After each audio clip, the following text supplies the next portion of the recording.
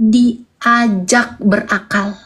Karena Alkitab mengatakan Tuhan Yesus saja sendiri bilang kan, kasihilah Tuhan akalmu dengan segenap hatimu dan akal budi. Pakai akal dan pakai budi. Ini udah nggak pakai akal, budimu pun tak ada. Si Budi mana Budi? Maaf, saya nggak pernah jelekin orang. Saya selalu bicara fakta. Silakan Nas Jaya. Halo.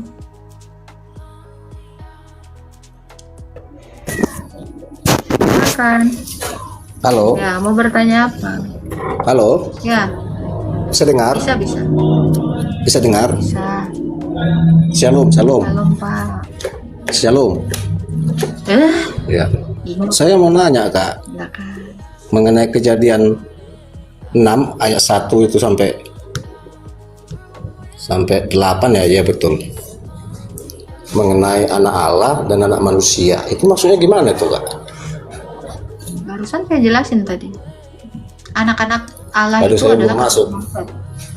keturunan Set itu disebut Keturunan? anak-anak Allah. Keturunan Kain itu disebut anak-anak manusia. Oh gitu, ya ya. Dasarnya dari mana, Kak? Alkitab. Iya, boleh saya tahu gitu loh. Ini. Ya, jadi ketika di zaman Set, disitulah orang sudah memanggil nama Allah. Kejadian 4 ayat 26. Kejadian 4 ayat 26 ya. Dikatakan, Adam bersetubuh pula dengan istrinya, lalu perempuan itu melahirkan seorang anak laki-laki dan menamainya Set. Sebab katanya, Allah telah mengaruniakan kepadaku anak yang lain sebagai ganti Habel. Sebab Kain telah membunuhnya. Lahirlah seorang anak laki-laki bagi Set juga. Anak itu dinamai Enos itu. Waktu itulah orang-orang mulai memanggil nama Allah. Jadi dari Enos ini sudah dipanggil anak-anak Allah. Kenapa dikatakan gitu. anak-anak Allah? Karena mereka menamai Set. Set itu artinya adalah Allah yang mengaruniakan. Makanya keturunan Set itu disebut keturunan anak Allah. Itu. Oh. Ya, semula kan anak manusia kan, karena Adam dan Hawa itu adalah manusia. Ya kan? Jadi keturunan Adam dan Hawa itu anak manusia. Di sini baru mengenal kata Allah. Oh, semenjak keturunan Enos itu ya, Ya. Set ya, Set ya, ya, ya. Set itu karena Set ini disebut, kenapa anak Adam ini disebut Set? Artinya kan itu, sebab katanya Allah telah mengaruniakan anak padaku. Jadi Set ini artinya adalah anak karunia dari Allah. Maka keturunan Set disebut anak-anak Allah. Oh gitu ya, ya, ya, ya. Wah. Terus ini Kak ya, kalau kita lanjutkan lagi kejadian 6 tadi kan, di situ kan Allah menyesal, ya kan Kak ya? Tidak kata menyesal di situ, berduka.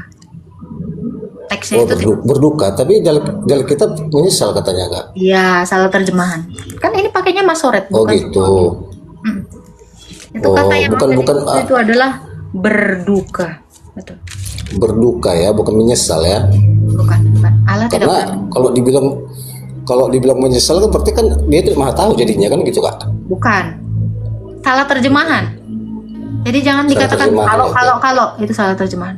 Allah berduka. Oke. Allah bersedih. Berduka, ya. Karena manusia itu semuanya jatuh dalam dosa. Ya. Allah bersedih, berduka. Allah berduka. Berduka. Jadi bukan menyesal. Kalau Allah berduka, ya Kak ya. Artinya kan sebenarnya kan sebelumnya udah tahu dia. Allah berduka bukan sebenarnya sebelumnya dia tahu. Karena Allah itu mencoba menggunakan antromorfosis gitu. Dia seolah-olah sama seperti manusia. Jadi Musa menulis dengan gaya bahasa seperti itu. Jadi mengibaratkan Allah itu berduka seolah-olah seperti manusia, padahal bukan manusia. Gitu loh. Kan yang berduka itu adalah manusia, Allah tidak berduka. Musa menuliskan itu. Jadi Allah itu sering sekali mengibaratkan dirinya itu sama seperti manusia untuk bisa dipahami manusia. Ini yang disebut antromorfosis. Oh. Iya, jangan berspekulasi. Berarti kalau gini. Bukan. Kurang teks aslinya aja. Namanya kita Namanya kita manusia kan bersikap kritis, Kak. Kan gitu Itu bukan ya. kritis, itu bukan kritis. Yang kamu kritisi itu adalah salah terjemahannya, bukan terjemahannya sebenarnya. Jadi Alkitab ini nggak bisa sembarangan dikritisi tanpa dapat ajaran yang benar. Ya, paham. Tapi itu boleh dikritik, tetapi Seperti itu. bukan menjadi, kritikmu itu bukan menjadi dasar pengajaran. Tidak boleh kritik seseorang dijadikan dasar pengajaran. Tetap rasul, kembali ke rule-nya. Ya, betul. Ini ada yang di bawah bilang, Allah bisa berduka. Allah aja bisa marah, kok goblok kau. Allah aja cemburu. Itu kan lagi dia mengibaratkan diri seperti manusia loh. Yang di bawah ini kadang-kadang longornya 20 kali kuadrat. Jadi kalau Allah menghakimi, dia kan sudah seperti hakim-hakim yang lain. Jawaban botol, lo keluar aja dari sini. Kalau masih goblok, that's all. Allah itu jadi Musa itu menuliskan wahyu itu supaya bisa dipahami oleh orang lain. Gitu. Karena Allah sendiri sudah mengambil rupa manusia toh. Ya kan? Jadi Ya, dia itu betul. sudah menempatkan dirinya seperti manusia.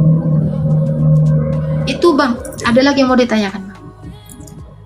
Itu aja, Kak. Turunkan saja. Ya, Itu Tuhan aja. memberkati. Selamat Natal Bang Nasjaya. Natal, Kak. Salam. Turunkan, Kak. Nggak ngerti saya menurunkan, Kak. Oh tentu, turunkan mujizatmu Kak. Jawabannya nggak bisa diterima akal sehat. Emang situ punya akal? Sejak kapan situ punya akal? Jangan bilang akal sehat, situ ada yang mimpi aja situ percaya.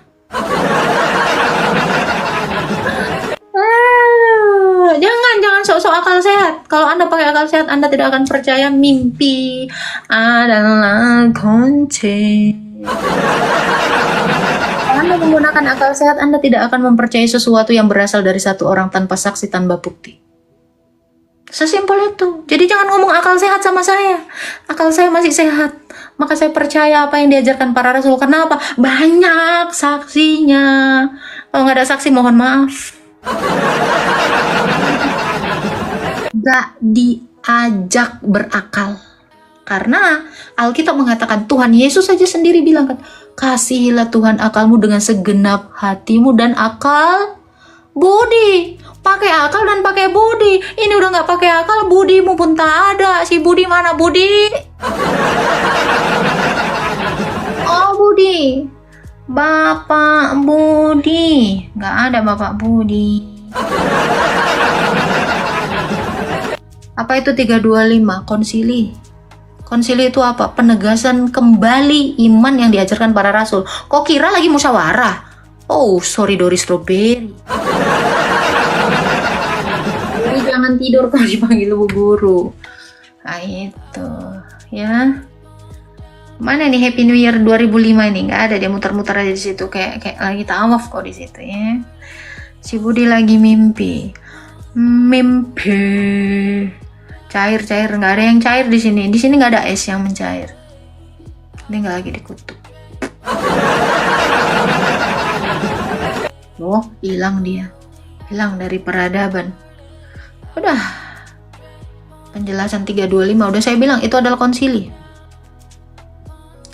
325 mimpi terus. Iya, kita buka lagi ya ulangan seperti biasa ya. Jikalau ada seorang nabi ada di tengah-tengah kamu atau pemimpi, kita buka lagi ulangan ya. Jangan kamu ikuti. Kita buka lagi toretnya Musa ya. Toret Musa. Nih mantap sekali nih toretnya si Musa. Toret Musa ya, ulangan 13 ayat 1 sampai 3 ya.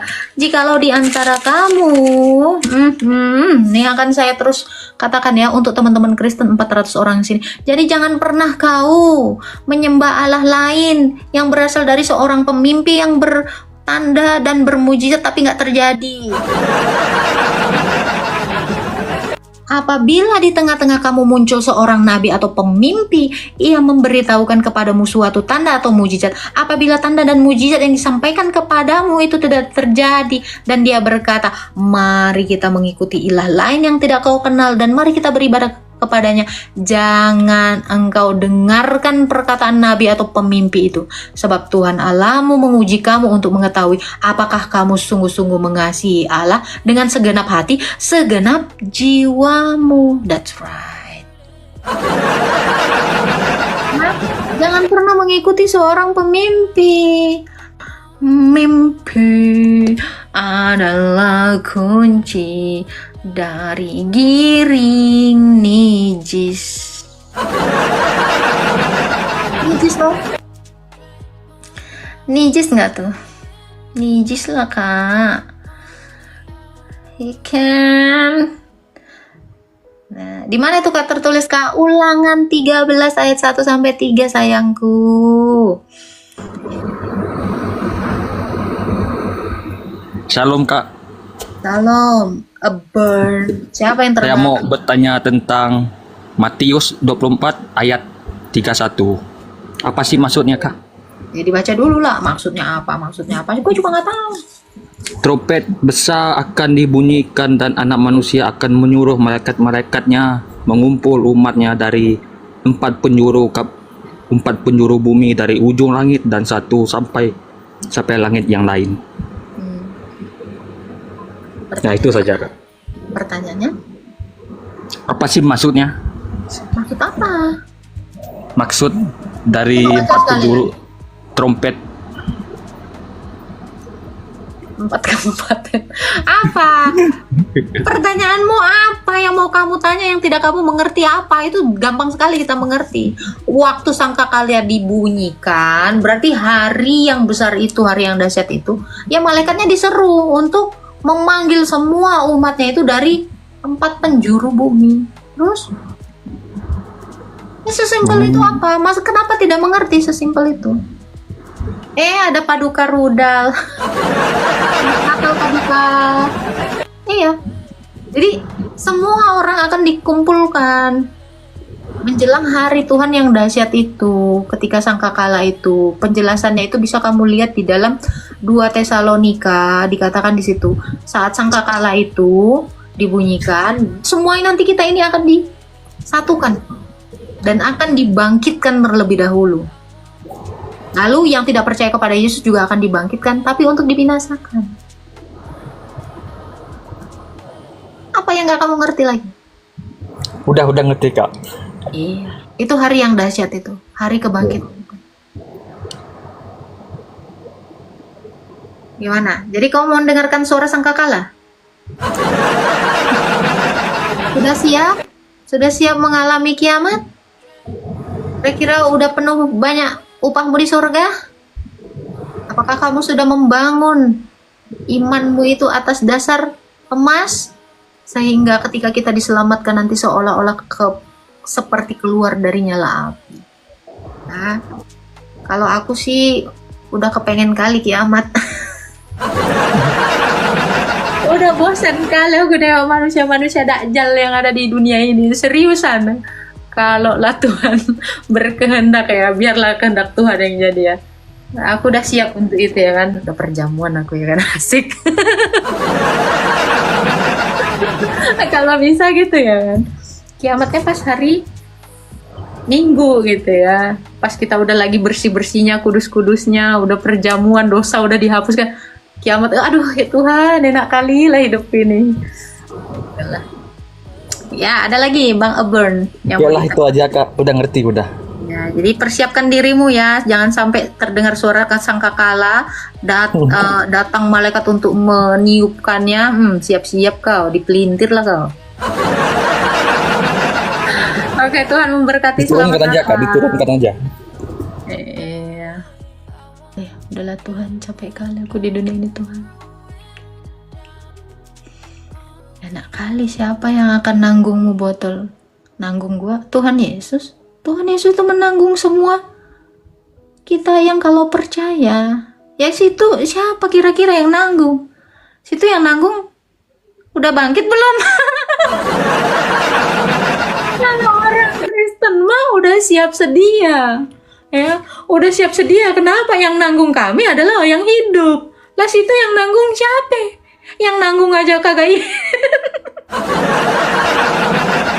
Kalau yang menanggung kamu aja belum ada, ya kan? Nggak bangkit. Situ berharap sama siapa? Makanya gue bilang, lu jangan percaya mimpi adalah kunci. Kuncian nih. Kuncian deh kamu. Nah, itu ya. Jadi kalau kamu nanya siapa yang nanggung kamu, Yesus sudah menanggung saya di kayu salib. Siapa saja yang mau dibangkitkan sama seperti Kristus, ya kamu harus menyatu di dalam Kristus melalui baptisan dan ekaristi. Lah kalau situ menyatunya dengan pertalite, menyatunya dengan tanah, menyatunya dengan belatung, ya berakhir seperti belatung. Kamu akan berakhir seperti tanah. Loh, itu logikanya. Konsekuensi logisnya ya seperti itu. Ya, kalau kamu menyatu dengan orang yang sudah hidup, ya kamu hidup. Menyatu dengan, maaf, cacing pita, ya kau jadi cacing pita sayang. Kau pakai bendera Palestina, Kak. Kenapa? Orang Palestina banyak yang orang ortodok. Situ kenapa? Ngamuk. Orang Kristen banyak di Palestina. Saya membela orang-orang Palestina, save Palestine from Hamas. Wah. Dengan bendera Palestina. Emang bendera kau? Tidak. Kasih bukti dong menyatu dengan orang hidup Yesus. Semua orang Kristen sudah menyatu dalam Yesus melalui sakramen ekaristi dan sakramen baptisan atau baptizo. Pede dong, pede. Kenapa? Lihat dong Rasul, sekeren itu. Ya, Eutikus aja mati dibangkitin, Tabita mati dibangkitin, Lazarus mati dibangkitin. Semua yang sudah menyatu dengan Sang Hidup sudah menghidupkan. Situ apa? Senggol dong. Adalah kunci. Nah, itu bagus tuh yang tadi tuh. Seperti mati lampu, ya sayang. Gelap-gelap nggak tahu apa-apa. Shalom, Kak. Ya, silakan bingung X. Parkir dulu mobilnya. Jangan di tengah jalan, Kak. Udah ada parkir nih. Nah, silakan. Ada yang mau ditanyakan? Iya, saya kan Protestan ini. Protestan, cuman istri saya Katolik. Anak-anak saya udah baptis Katolik sih. Tunggu, saya tanya dulu. Anda Kristen atau RT 6? Saya Protestan. Saya nanya Anda Kristen atau RT 6? Kristen. Nah, udah gitu aja. Apain Protestan? Wah, silakan. Oke. Soalnya ada jarak di antara kita kalau kau bilang Protestan. Oke, saya Kristen tulen dari lahir. Kristen Saya mau Pulen. nanya ini. Kristen Pulen. Tulen, bukan Pulen. Silakan Bang. Nanya apa Bang?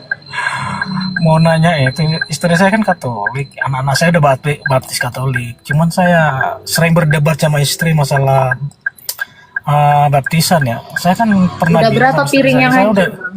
Waktu berdebat kalian? Ya lumayan banyak sih tuh. Udah ada kok jambak-jambak kepalanya.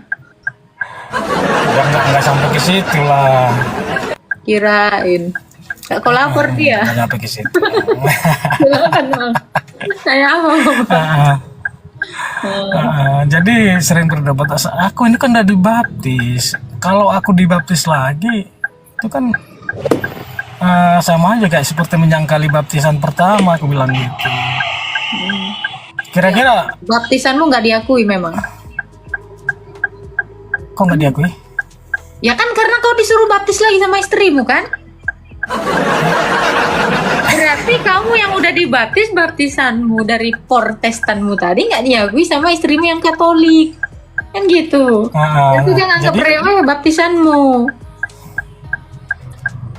Jadi gimana itu? Apa harus baptis Sekarang lagi? aku tanya kau dibaptis di selam? Diguyur doang sih.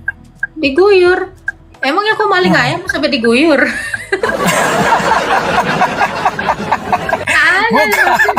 Bukan. Jadi bukan. Itu kan pakai teko itu, Pak. Pakai teko itu diguyur turur gitu. Emangnya kok cangkir kali diguyurin gitu. Ada model-model apa lagi ini, aduh Tuhan. Nah terus Aduh, nah itulah pokoknya udah dibaptis lah intinya ya, udah dibaptis secara Protestan ya kan. terus Jadi kalau dia minta supaya mengikuti Katolik, kan memang aku ibadahnya di Katolik terus ya, di daerah Jaksel lah.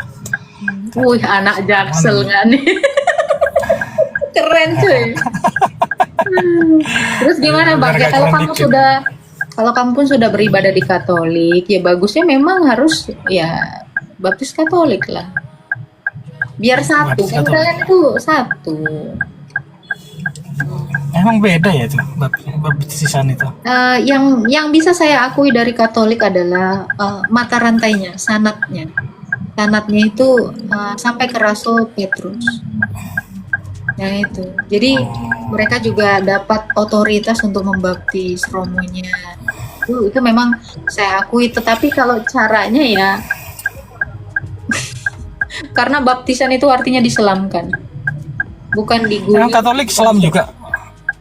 Enggak, itu makanya yang saya bilang kalau rantai tahbisannya atau rahmat tahbisannya itu bersanad ke Rasul. Karena baptis ini ada banyak hal yang harus kita perhatikan, Bang. Pembaptisnya siapa? Tadi kita udah bahas sama Kak Nopi. Yang baptis ini harus yang berotoritas. Harus yang punya sanad atau mata rantai tahbisan itu sampai ke Rasul. Rasul ke Yesus. Itu. Karena kayak di Alkitab, ketika ada yang membaptis tetapi yang tidak berotoritas membaptis, ya Roh Kudus tidak turun. Nah itu. Jadi di Katolik itu sanadnya itu jelas sampai ke Rasul.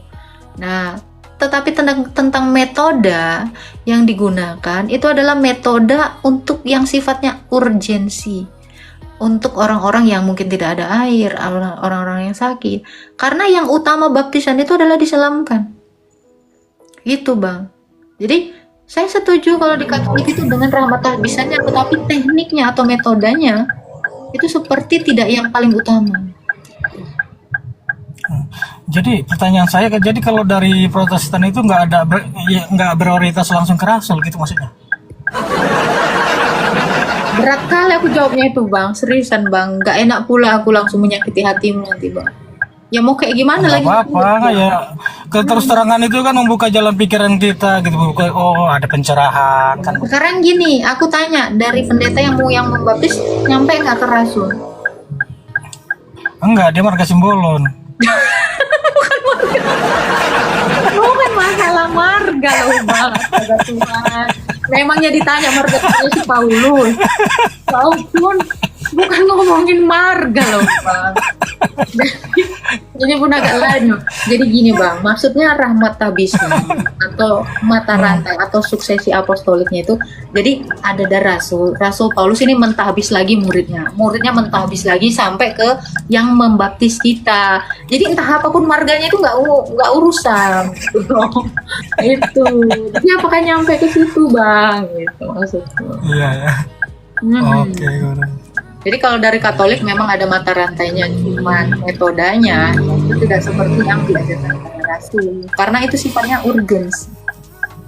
Oke. Berarti intinya ya Pengendalian diri. ya pengendalian diri ya ini. Aduh. Intinya kita carilah ajaran yang benar, kalau kita dapat ajaran yang benar, tentu nanti ibadah kita kan benar, sakramen kita benar, iya kan? Akhirnya pemahaman kita pun benar, gitu. Oh gitu.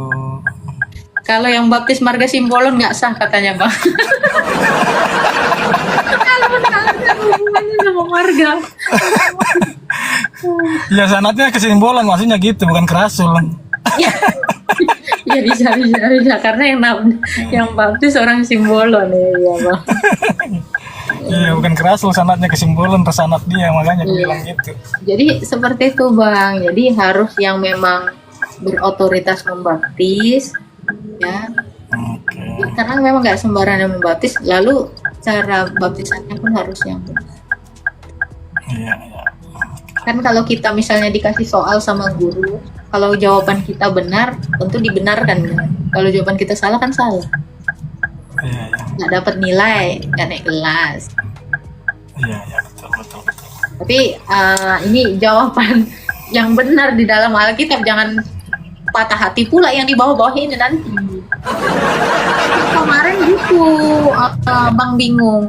Kamu menghina baptisan HKBP? Enggak ada aku ngomongin itu. Makanya ketika abang bilang aku Protestan, enggak, aku tanya itu apamu, tapi orang Kristen. Itu kan saya Ya nggak mau nggak lihat apa-apa perbedaan. sih. Nggak apa-apa sih. Ya kalau ada yang ketersinggungan itu berarti dia Iya, imannya tangkapnya kecil gitu, orang Mas. itu kan beda-beda. Ada yang pro, ada yang kontra, ada yang dewasa, ada yang nggak dewasa. Ya, nggak? Iya. Ya itu aja sih Tok yang aku mau tanya. Sekarang ya agak sedikit paham juga sih.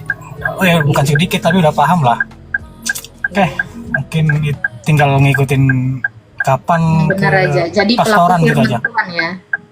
Jadi karena di Alkitab dikatakan gini, Bang. Kalau kamu sudah tahu mana yang benar, kamu tidak melakukannya, kamu berdosa. Oke, oke, oke. Oke, siap-siap. Ya. Tuhan memberkati. Selamat Natal, Bang bingung kali. Iya, selamat Natal, Mbak. Terima kasih ya, Mbak ya. Ya.